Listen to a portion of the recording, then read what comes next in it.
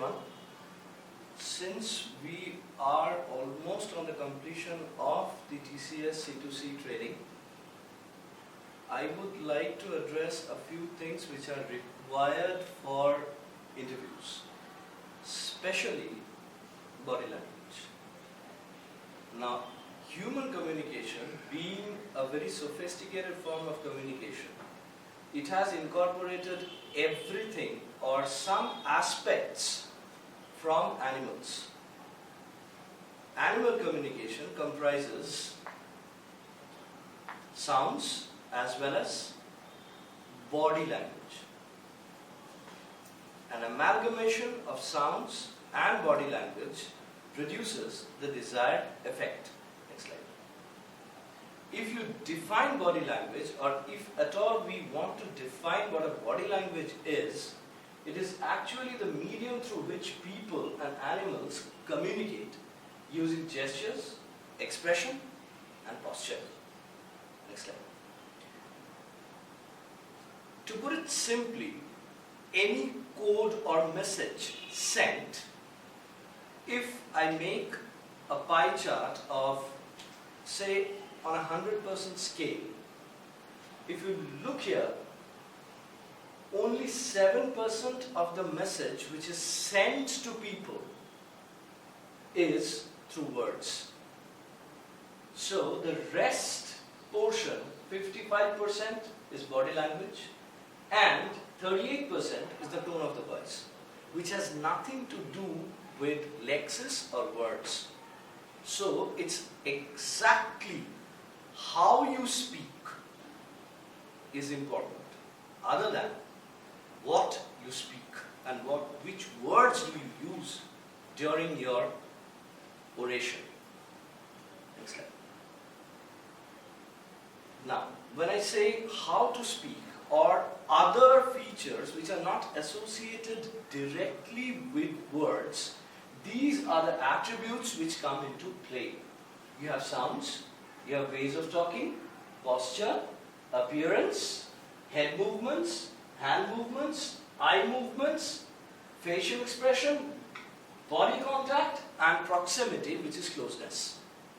So all these go hand in hand to send a proper signal which will actually help the listener to decode your message and get what you are trying to suggest or speak, which is absolutely important in interview situation, because it's a very formal situation wherein everything is being taken care of. Not only what you speak, how you speak.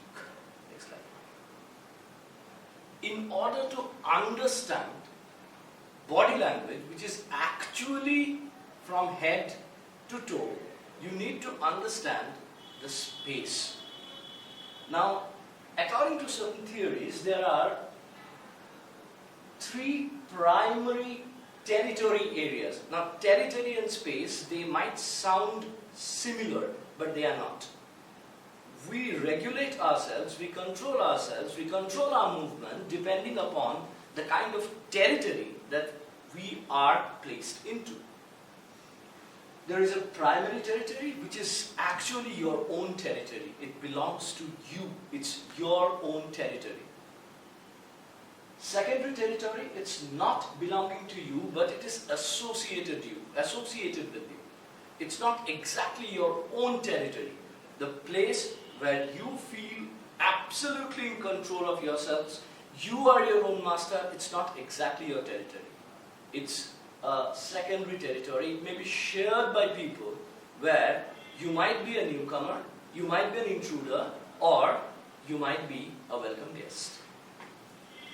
The third is a public territory, which is absolutely everyone's territory. Everyone can come into it without any invitation, and that is an open territory.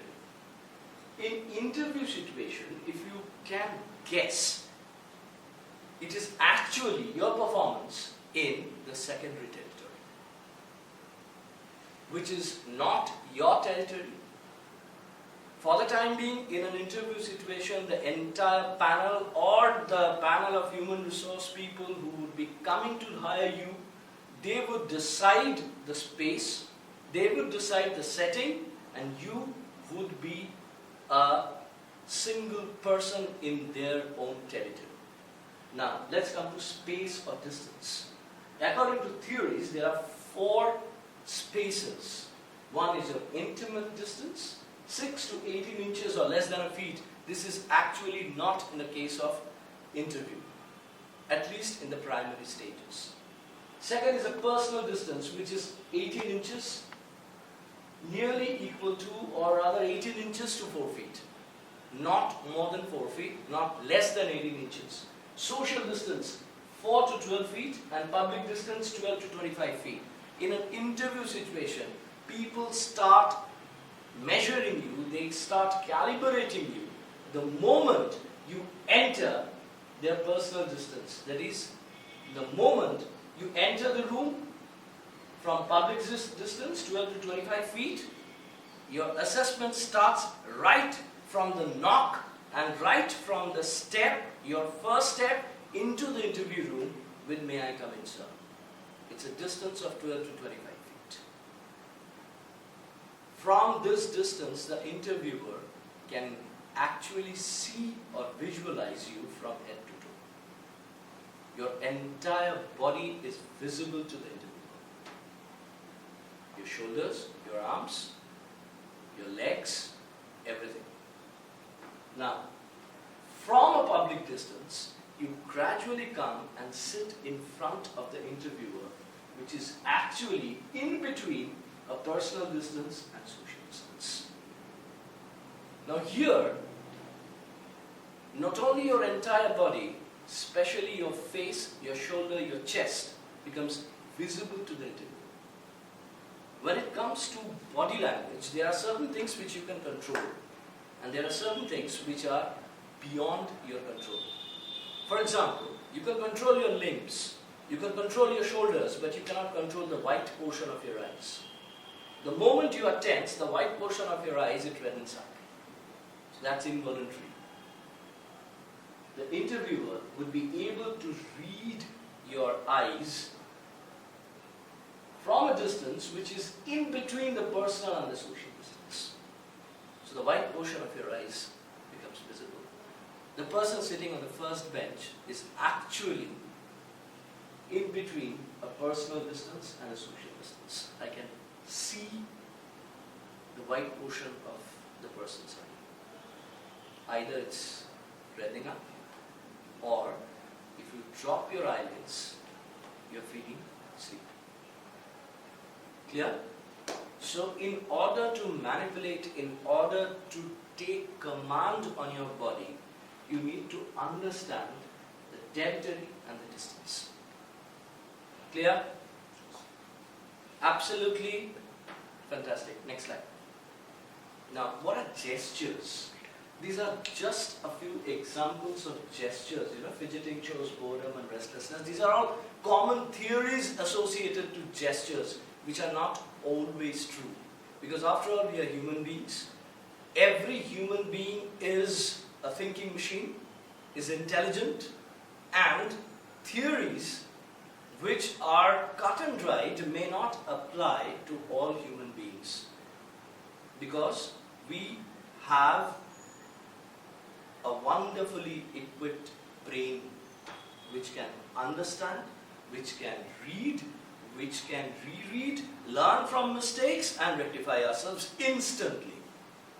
So cut and dried theories on body language is not applicable in all human beings or to all human beings. Clear? Now, this is most important. What are gestures? Gestures are like sentences. 2 or 3 words doesn't depict the meaning of a sentence. You need to place the words in a context in order to understand the meaning of the sentence. Same is the case with gestures. Gestures should be observed in clusters to provide more accurate picture of a person being observed. Each gesture is a sentence. Your eyes, your head, your limbs go together along with your tone to convey a meaning. So this is the most important thing of gestures. If people say that if you constantly fidget with your fingers, if you don't have an open stance, if you have a closed stance, it means you are reserved. Not exactly so. People with closed stance can sound as confident, as natural as people with open stance. So it's not just your palm, your shoulder, your waist, your toes that counts. Each and every part of your body goes together to send a signal. Clear? This is absolutely gestures and how to read gestures. That's why the third line is most important. A sum total of postures and gestures relate to a non-verbal story. It means a meaning. It's a sum total of your gesture and posture. Let's go to the next slide. Now, this is actually a psychological aspect. Have you seen small kids? No one. Yes. When a small kid lies, what does it normally do? It tends to cover its mouth. First time, when you lied, you did this when you were a kid. Every kid does it because this is a common, inherent psychology to close your mouth when you are lying. So this is a common generic thing, right? Next one. Now, when you grow up, lying becomes a habit. You generally, in your teenage, you do not cover your mouth. You tend to cover some portion of it. Involuntary. This happens every time you lie. Unless you become a criminal, master of lies. Second. An adult, see, the movements or the covering of the mouth, it has changed from childhood to teenage to adult. Clear? It means you are actually in synchronization with lies. You're a professional liar. Yet, a person, if he or she observes you closely, will be able to make out what are the definite lying signals, not just the hands, there are other attributes also. Now the palm. The most important thing is the palm. Let me tell you the story of Mr. Amitabh Bachchan. When he was interviewed, I heard it long back. I think all of you have seen that wonderful film, Yaran. Now, there was a beautiful song which was nicely choreographed. In that song, Mr. Bachchan kept his hands in his pocket. And later on, it became a style statement. Now, why? When Mr. Bachchan was asked, "Sir, why do you always keep your hands inside your pocket, your palm?" Mr. Bachchan said, "See, I was not a very good dancer. I was not a trained dancer. So I did not know what to do with my palm. I kept it inside my pocket. That was the best place I found to hide my palm." And later on it became a style statement. So actually, palms are most important in body language. Clear? When it comes to, palm movement or any position, you can refer to two animals. This is true. A cat and a dog. If you think of a cat, if you close your eyes and think of a cat, you will always have the image of an animal which is closed, reserved. This is because cats are actually attached to places, they are not attached to people. And if you think of a dog, you will always see an animal with an open gesture. So basically, either you behave like a cat or you behave like a dog. Accordingly, two basic palm positions are there. One is an open palm and the second one is a closed palm position. In an interview situation, when you are at least at a distance, as I told you earlier, you are in midway, wherein the interviewer can see you, your palms. This is the first attempt or first body part which shows confidence or shows problems. See, this is actually an open palm gesture. Either you request, right, or you invite people, or you are open. The moment you open your palms, your normal tendency would be to spread out your arms. This is common psychology. You cannot do like this. Right? Your shoulders will open, your chest will open, and the body language will automatically reflect an open posture. That's one. On the contrary, if you close your palms, if you close your fist, in an interview situation, you always have your CVs with you, your mark sheets with you, a folder. The moment you clutch onto your folder, you try to clutch onto anything that you come across, your stance becomes closed. Next one. This is palm up position. Next one. Palm down, which expresses authority, or sometimes closeness. Next one. This is not to be done either in case of interviews, or in case of your social interaction, or in case of a GD. In case of a group discussion, this is absolutely prohibited. Pointing index finger with the palm down, or pointing index finger with the palm up. These pointing index fingers are absolutely no-no in any GD situation. Though this expresses authority or tyranny, still this is not to be done. You are in no position to exercise your tyranny or authority. That's one. These are small snippets or a few sentences on open stance. Next one. I'll give some time.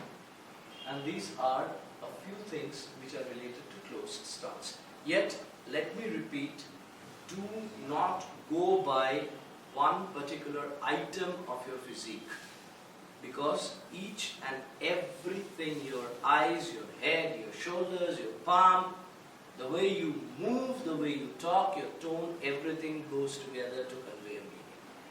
Next one. The last part of the interview, handshakes.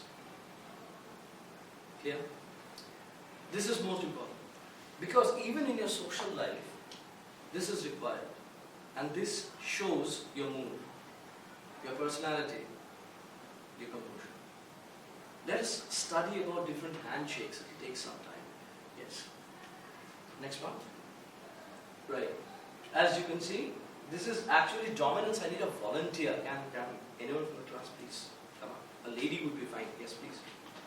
Yes. Please stand here. Can you introduce yourself to the class, just your name? My name is Surabhi Shah. Fantastic. Right? She is Surabhi, of course, a lady.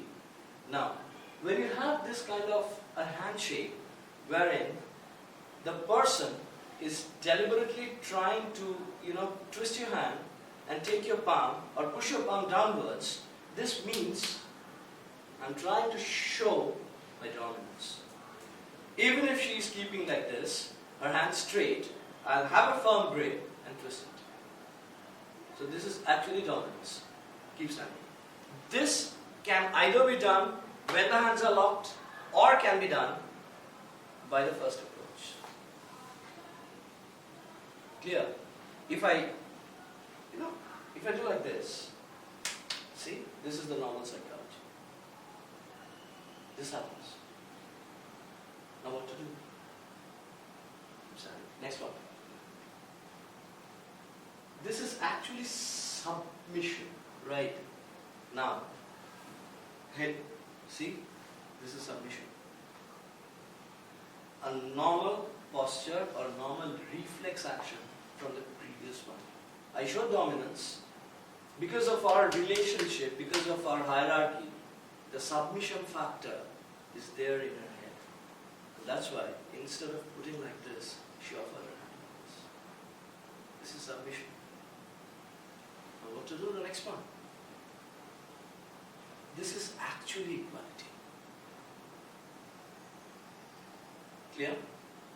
Even if the HR extends his hands like this, do it. You are an HR, right? You can just grip it and twist it back. There's no harm. You're not fighting a sumo. Neither you are, in sort of a taekwondo movement. It's just a simple gesture to show your weakness. Accepted? This requires a little bit of practice. These are hybrid handshakes. Now, this is actually a typical politician's handshake. When this double grip is being used. Now, why? Two factors. Clear?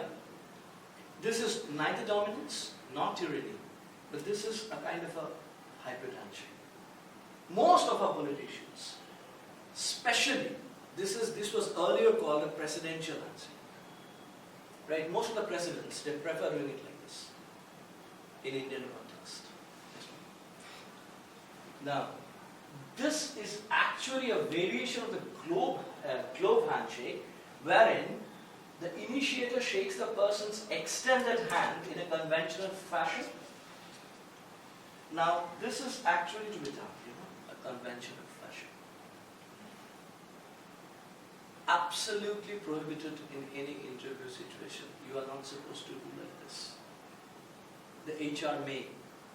Don't mind, never mind. You are not allowed to do like this. Clear? Next one. This is absolutely not done, but this is in vogue with, or this is commonly done in case of CDS or NDA examination, in case of Army. Wherein I need a maid for this, please. Can I have a maid for this? Because this requires a little bit of pressure. This is commonly done in case of Army exercises, wherein the person tries deliberately to chuckle you. It shows power and authority and manliness. Repeat. The moment an HR does it, do not let go your hands. Ouch. My advice or humble advice to you would be, come one step forward, put your step forward, one step, right leg or left leg, your working leg, and repeat the action. Do it. Repeat the action. Yes. Clear? Equal force and repeat. Equal force. Yes. And a shake. Clear? This will show that I'm not willing to give it up easily. Without a tone of arrogance. See, right? You can make out my postures. This is not to be done. This shows a kushti kind of thing. Absolutely. Thank you. Commonly used by the ladies, a dead fish handshake, which is absolutely not required in case of interviews. Dead fish means you close your palms, you hardly extend it, you do not grip the other person's palm and simply offer your hand. A dead fish handshake. Your palm assumes the shape of a dead fish, not required. Next one. This is ekdam hi nahi. Right? As if the other person has some communicable disease or something. You touch and go. If you do this, you are out. Clear? That's one. This is actually the safest handshake, wherein both are more or less in the same distance, equidistance. Both have their arms extended, a nice grip, and shake. That's it. That's one. Now the hands. These are actually some things which you may take down if you feel like. However, only hands, only limbs, only shoulders doesn't make sense. Your eyes, your ears, temple, everything go hand in hand to convey a signal. These are just theories. I have written down explanations. You can always take these things down, right? Now this is a hand clenching. Just a hand clenching. These gestures have several meanings. When clenched, hands are held at the chest level against the body. It is an indication of personal pleading. You always do like this. You plead. You offer your prayers like this. Right? So this is pleading. Folded hands, chest. Normally. Okay? Next one. Now, hand clenching next to the body is a signal of frustration or negativity, especially when you are sitting. If you are in a sitting position, if the HR is continuously asking you questions deliberately to irritate you or make you off guard, and especially during GDs, you don't feel in sync, you tend to do this. You clench your hands and actually where your hands are far from your body and you keep clenching your hands. This is a signal of frustration or negativity. So I always advise my students, I always advise you, please do not try to bring these two hands together. Like big B. Spread them, at least you'll be saved. Don't try to bring these things together. The moment you bring your left arm and your right arm together, you tend to make mistakes. Keep these things away from each other.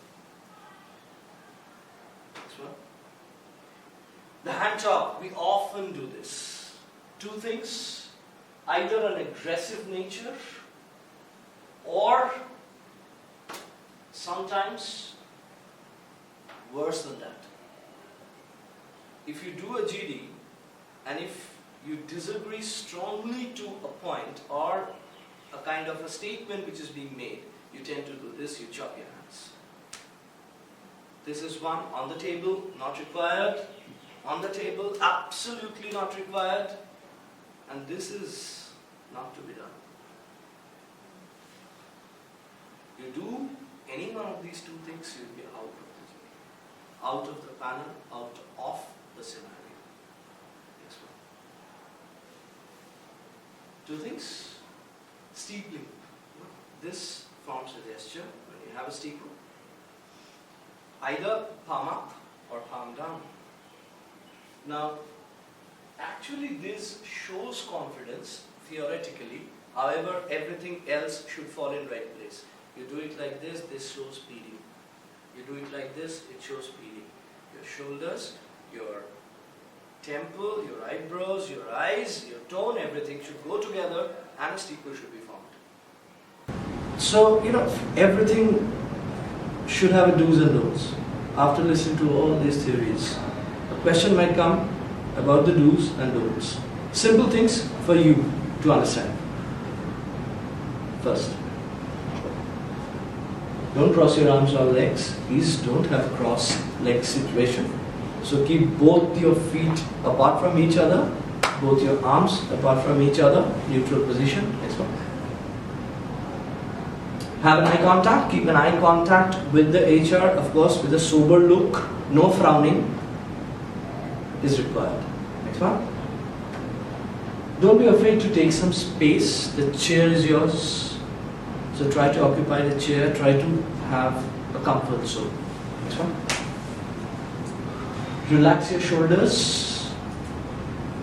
This is a posture check. The first one is, all three are actually negative. The first one and the second one about to fall down. The third one is actually about to fall asleep. Next one. A nod, which is always helpful to keep the conversation going. Next one. Don't slouch. Sit up straight. So, again the basic thing. Keep your hand away from your head, away from your chin, away from your mouth. Things will be solved. Next one. This is for your home, not for the interview. Even if you have a chair which rocks back. Then Smile and laugh are different things. Try to put up a smile, do not laugh. Next. Don't touch your face. Store it in your hard disk, never to touch your face. Keep your head up. Next. Slow down a bit. Do not rush. Take control of your movements. Use your hands more confidently, not your thumbs. Your hands, your palm. Don't stand too close. Remember, you're not in the intimate territory, intimate space. You are in a social space. Don't fidget with earrings, with rings and all, with arms. Next. Keep a good attitude. So that's the only thing which can help you to win. That's right. If you have any questions, you can ask me. If not, thank you and wish you all the best.